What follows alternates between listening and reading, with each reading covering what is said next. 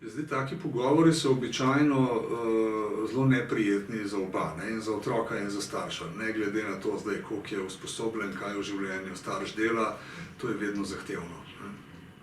Ker je zelo osebno, ne, in običajno se z otrokom prej še niti nismo kaj dosti pogovarjali o spolnosti. Čeprav je danes, ne, za razliko od preteklosti, tisto, kar je bilo včasih običajno za 16-letnike, je danes običajno za 10-letnike in se o teh stvareh začnemo bistveno prej pogovarjati. Ampak to, kar je zelo pomembno, je, da ne naredimo panike, ne.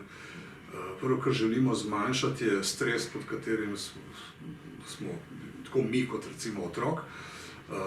Druga stvar pa je, da imamo pripravljenih precej več vprašanj kot pa odgovorov.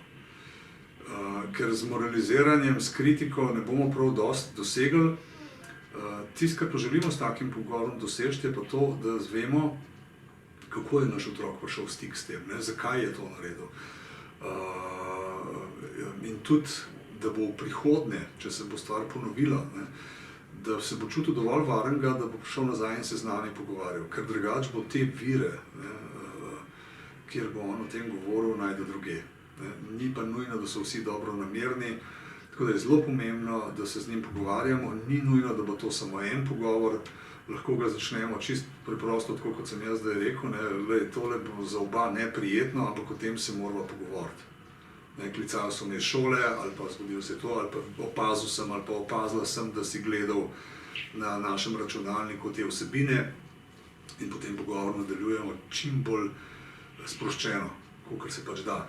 Druga stvar pa je, da so te stvari nekako zelo omejene s tem, koliko se mi uspemo o spolnosti pogovarjati s partnerjem.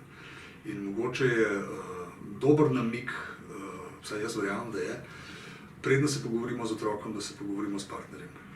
Zato, ker se bomo vseeno malo razbremenili, pa tudi če prespimo, običajno ne škoduje, ker se ta šok ali pa stiska, v kateri se znajdemo, majčkeno razkadi čez noč.